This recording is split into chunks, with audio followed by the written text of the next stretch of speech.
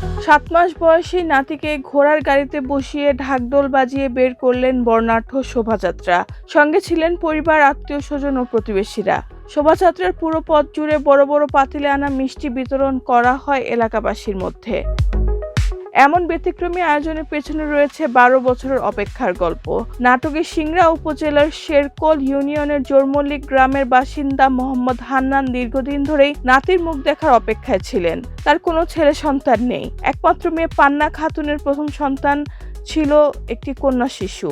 নাতনির জন্মেও তিনি খুশি ছিলেন, তবে একদিন নাতির মুখ দেখার আশা লালন করতেন। অবশেষে 12 বছরের প্রতীক্ষার অবসান ঘটে। মেয়ের ঘরে জন্ম নেয় পুত্র সন্তান আব্দুর রহমান বিন মুসাল্লিন। বর্তমানে শিশুটির বয়স 7 মাস। সে আনন্দ সবার সঙ্গে ভাগাভাগি করতেই নিজ গ্রাম থেকে মেয়ের শ্বশুরবাড়ি এলাকা পর্যন্ত এই ব্যতিক্রমী শোভাযাত্রার আয়োজন করেন তিনি। ঢাকঢোলের তালে নেচে গিয়ে উৎসবে শামিল হন স্বজন, প্রতিবেশী ও এলাকাবাসী। এমন আয়োজন দেখতে রাস্তার দুই পাশে ভিড় করেন উৎসুক মানুষ। স্থানীয়দের ভাষ্য, নাতির জন্ম উপলক্ষে এমন বর্ণাঢ্য শোভাযাত্রা ও মিষ্টি বিতরণের আয়োজন এলাকায় আগে কখনো দেখা যায়নি। দীর্ঘ 12 বছরের অপেক্ষার পর নাতিকে ঘোড়ার গাড়িতে বসিয়ে 2 গ্রাম ঘুরে আনন্দ ভাগাভাগি করার এই ঘটনা ব্যতিক্রমী বলে মনে করছেন এলাকাবাসী।